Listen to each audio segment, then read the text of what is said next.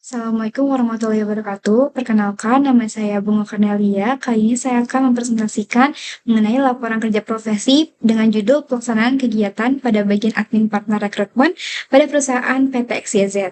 Pada bab 1 pendahuluan latar belakang, tantangan dunia kerja menuntut lulusan tak hanya berbekal pendidikan formal, tetapi juga keterampilan praktis, terutama kemampuan berpikir kritis, adaptasi dan pengambilan keputusan. Persaingan semakin ketat seiring meningkatnya jumlah lulusan tiap tahun, sementara banyak di antaranya belum siap kerja karena minim pengalaman.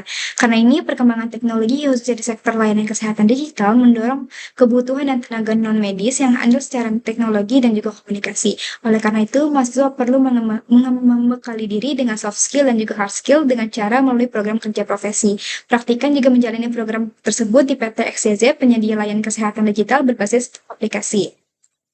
Selanjutnya ada maksud dan tujuan. Maksud kerja profesi memenuhi kewajiban mahasiswa untuk melakukan kegiatan kerja profesi yang diwajibkan oleh Universitas Pembangunan Jaya dengan mengembangkan keterampilan dan pengalaman secara langsung di lingkungan kerja, memperdalam pemahaman dan mengaplikasikan teori yang telah dipelajari.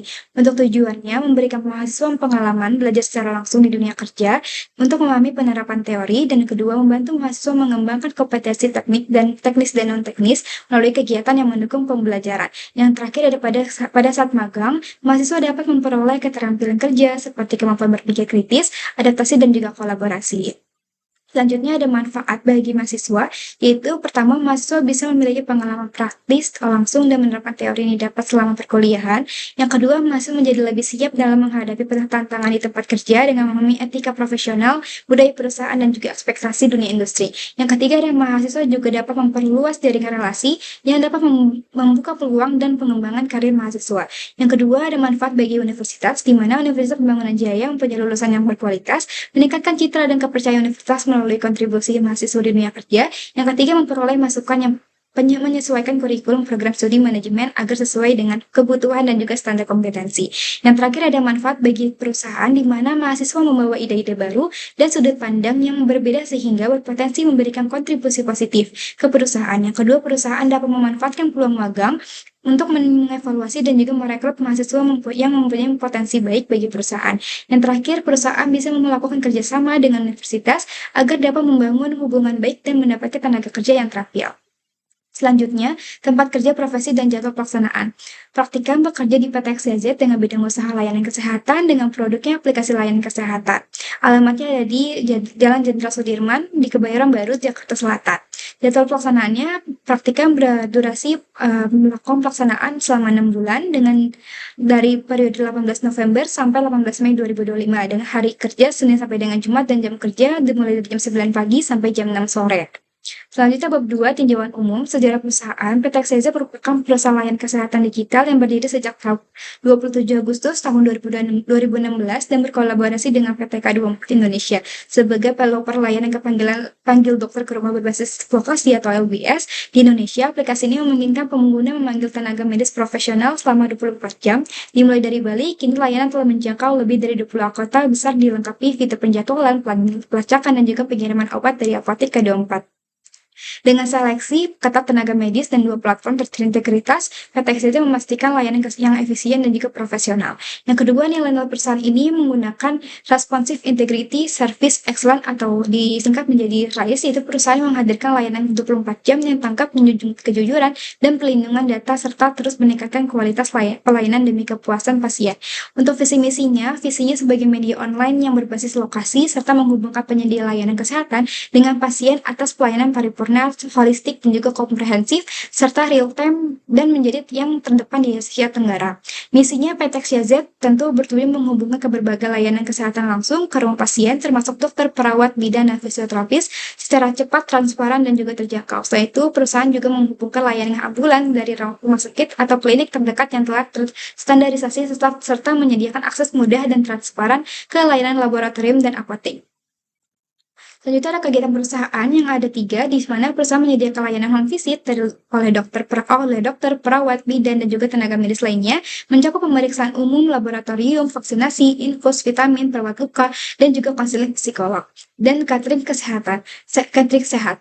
Yang kedua, ada mengelola rekrutmen di mana tenaga medis secara online melalui sistem digital dengan unggah dokumen, validasi wawancara, dan training. Terakhir, ada mengatur jadwal pelayanan di mana verifikasi administrasi serta pengawasan layanan untuk menjaga kualitas dan efektivitas operasional.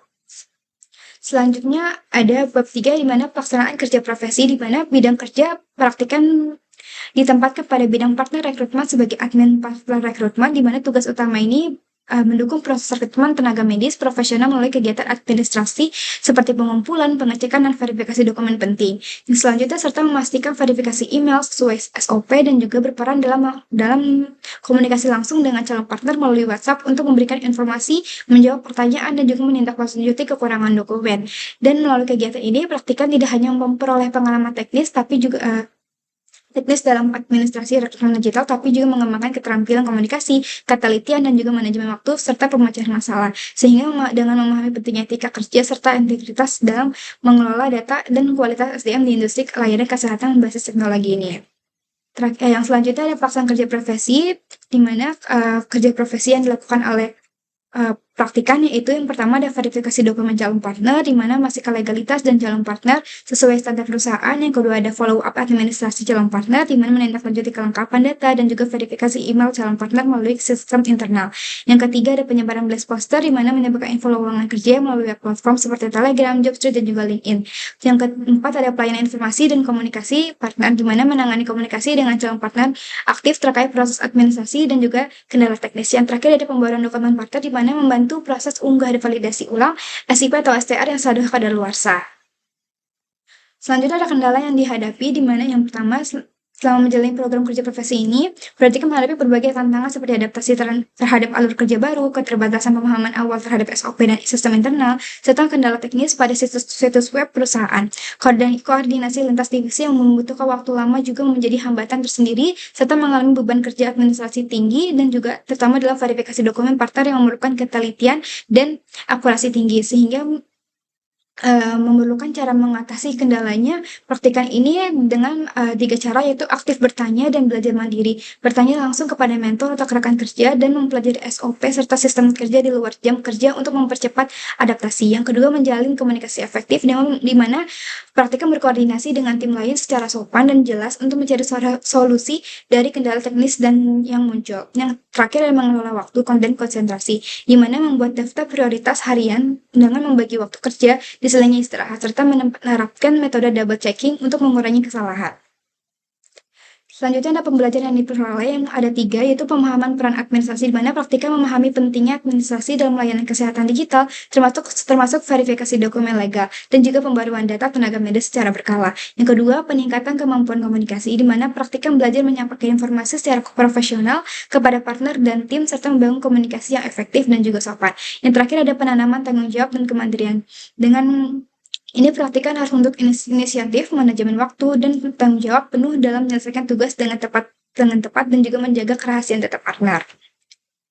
Selanjutnya ada bab 4 kesimpulan dan saran, di mana selama 6 bulan menjalani program kerja profesi di PT XYZ, praktikan memperoleh pembelajaran penting mengenai ketelitian, tanggung jawab, dalam komunikasi, dan adaptasi, serta dengan berbagai kendala seperti penyesuaian alur kerja, hambatan komunikasi, dan juga sistem internal menjadi tantangan sekaligus sarana pengembangan diri. Pengalaman ini tidak hanya memberikan wawasan teknis, tapi juga keterampilan non-teknis yang memperkuat kesiapan praktik dalam menghadapi dunia kerja.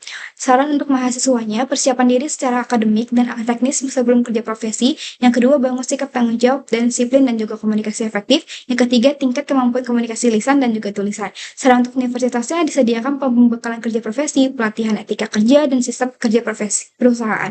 Yang kedua, ada perluas kerjasama industri agar mahasiswa yang punya tempat magang yang relevan.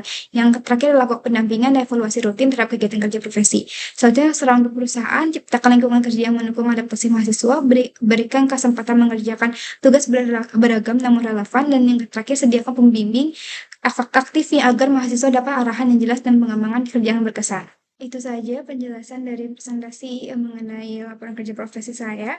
Terima kasih.